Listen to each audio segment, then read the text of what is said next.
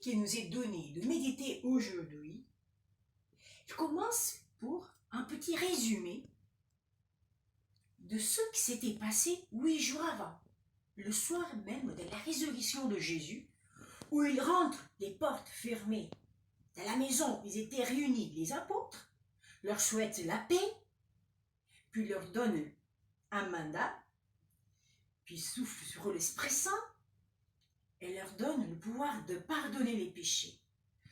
Pensez un peu aux apôtres. Ouais, Jésus, la joie, l'étonnement, l'émerveillement, tout ce que ça s'est passé dans leur tête. Et puis, ah tiens, trop d'infos. Qu'est-ce qu'on doit faire? Comment? Oh là là. Mais tiens, il a manqué un. Il est où Thomas? Mais j'en sais rien du tout. Ah là là. Et bon, pas de photo. On peut rien faire. On n'a qu'à lui annoncer cette belle joie, cette grande nouvelle. Et alors Thomas, il arrive. Thomas, on a vu le Seigneur, il était là. Il est vraiment vivant, ressuscité, il était parmi nous. Et Thomas, au lieu de se faire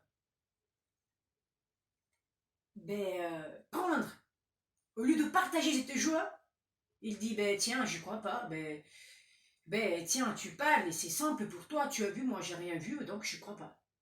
Ah là là, une sincérité qui fait quand même un peu mal. Thomas, je crois il a été pour longtemps mal vu par les autres. Il a été pris pour quelqu'un de vraiment têtu. Eh bien, Jésus, il se penche sur la faiblesse de cet apôtre qu'il aimait. Et 8 jours après, tiens, il se présente. Même situation, les portes fermées. Il rentre. Paix, la paix soit avec vous. Et nous voyons Jésus que, dans son infinie miséricorde, il se penche sur la misère de notre cœur, de notre fermeture, la porte de notre cœur fermée par les blessures, pour les fois qu'on a été déçus, même par Jésus. Il dit, tiens, j'ai du mal à te faire confiance, car après, tu me laisses seul, je te sens plus, et donc, tant pis, hein. J'ai du mal, crois-moi, Seigneur, j'ai du mal. Et Jésus ne le reproche pas. Tiens, Thomas, je suis là, fais ce que tu as à faire, mets tes doigts, touche-moi. Et là, on a cette belle profession de foi, Pascal, mon Seigneur et mon Dieu. Et Jésus qui nous fait ce beau éloge, heureux ceux qui croient sans avoir vu. Eh bien, mon frère, c'est moi, c'est toi.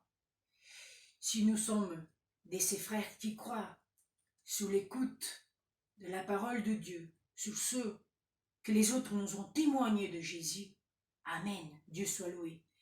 Si nous sommes de ceux qui, comme Thomas, sont encore dans le doute, eh bien, demandons à Jésus qu'il vienne nous renouveler dans la foi, qu'il vienne donner la paix à notre cœur afin que nous puissions le rencontrer.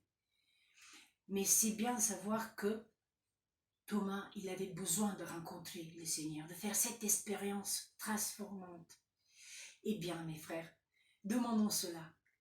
Si nous n'avons pas encore fait la joie de la rencontre du Christ ressuscité, même 8 jours après sa résurrection, prenons ce temps pour être renouvelés et pour commencer cette nouvelle expérience à sa suite. Que la paix du Seigneur nous renouvelle, qu'elle soit vainqueur sur notre blessure et qu'il puisse nous faire renaître et avec Thomas, nous faire dépasser tous nos doutes et nous faire livrer à l'amour. Que soit loué notre Seigneur Jésus-Christ, toujours et à jamais.